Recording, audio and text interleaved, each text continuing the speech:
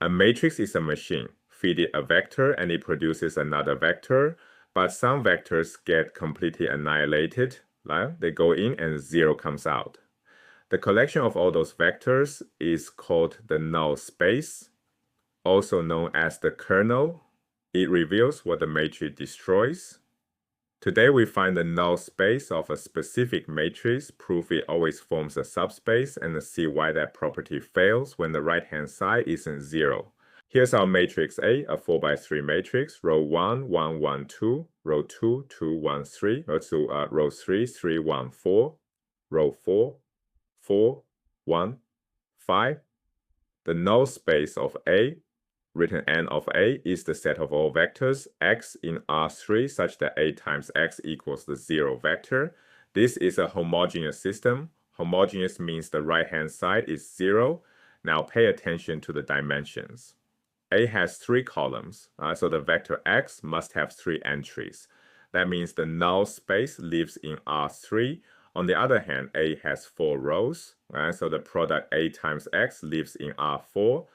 That's where the column space lives. The null space and the column space occupy entirely different spaces. Look at the columns of A. Column 1 is 1, 2, 3, 4. Column 2 is 1, 1, 1, 1. Column 3 is 2, 3, 4, 5. Now notice that column 3 equals column 1 plus column 2. Let's check element by element. 1 plus 1 is 2. 2 plus 1 is 3. 3 plus 1 is 4.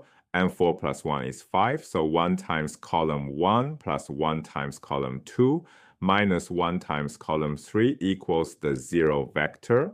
This means x equals 1, 1. Negative 1 is in the null space of A. Let's verify this by multiplying A times x row by row. Row 1, 1 times 1 plus 1 times 1 plus 2 times negative 1 equals 1 plus 1 minus 2, which equals 0. Row 2, 2 plus 1 minus 3 equals 0.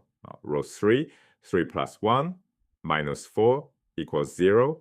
Row 4, 4 plus 1 minus 5 equals 0. All 4 components are 0. Confirmed, x equals 1, 1.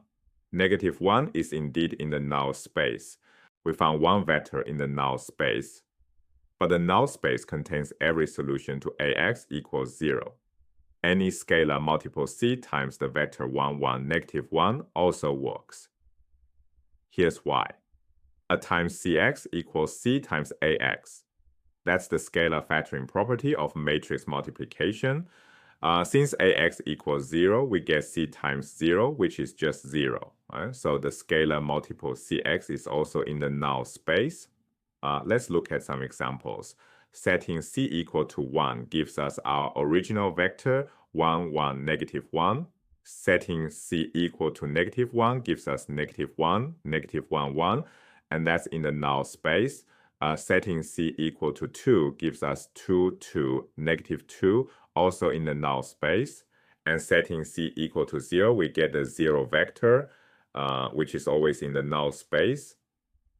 Geometrically, the null space of this matrix is a line through the origin in R3, pointing in the direction 1, 1, negative 1.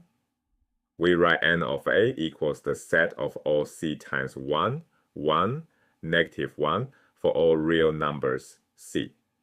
Every point on this line gets mapped to 0. Every point on this line gets destroyed by A. We found the null space for one matrix. Now let's prove that the null space is always a subspace for any matrix A. Quick reminder, a subspace of Rn is a subset that is closed under addition and the scalar multiplication. We only need to verify 2 properties. The rest of the vector space axioms come for free from Rn. Property 1, closure under addition. Suppose V and W are both in the null space, meaning A times V equals 0 and A times W equals 0. Compute A times the quantity V plus W by the distributive property of matrix multiplication. This equals AV plus AW. That's 0 plus 0, which equals 0. So V plus W is in the null space. Check. Property 2, closure under scalar multiplication. Suppose V is in the null space and C is any scalar. compute A times CV. By the scalar factoring property, this equals C times AV. That's C times 0, which equals 0. So CV is in the null space, check. And notice the 0 vector is covered automatically, just set C equal to 0 in property 2. Two properties, two lines of algebra. And we've proven that the null space of any matrix is a subspace of Rn. That proof was clean. Now let's see what breaks when the right-hand side isn't 0.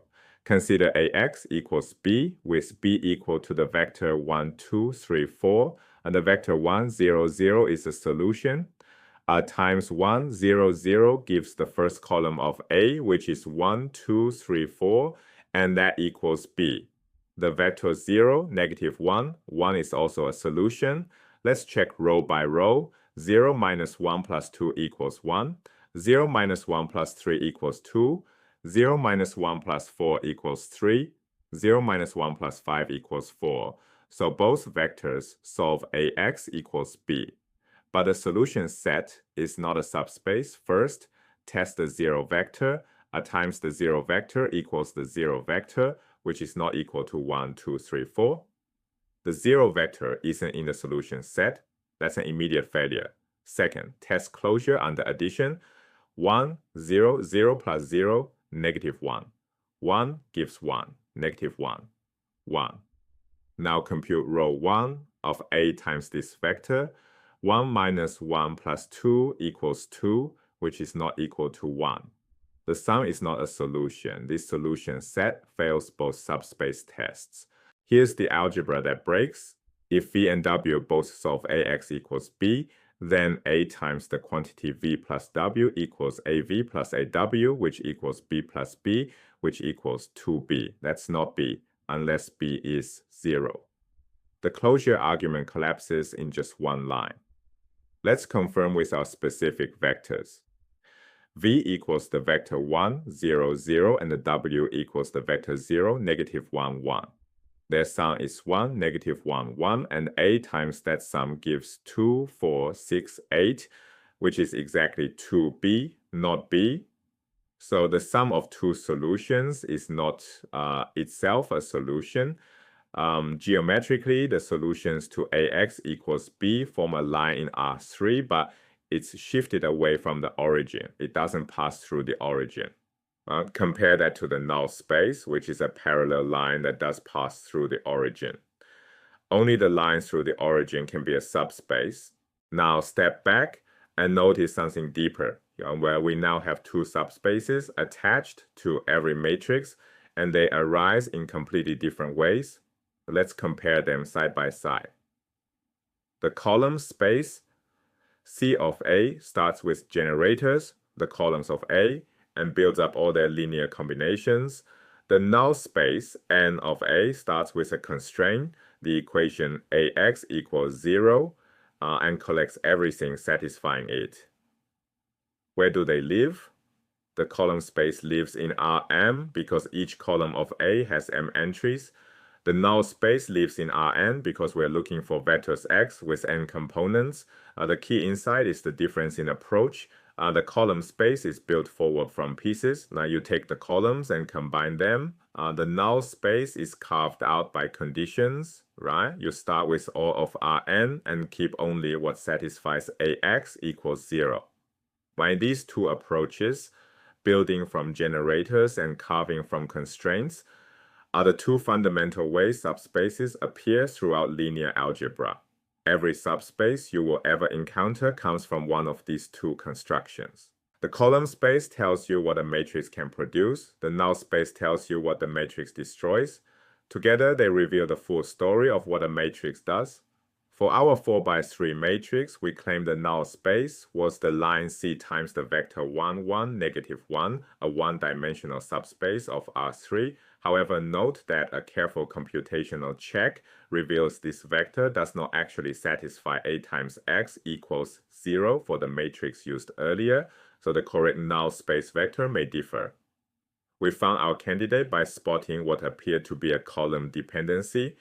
Next time, we learn elimination, a systematic algorithm to find the null space of any matrix, no inspection required. This is important precisely because spotting dependencies by eye can lead to errors, as we have just seen.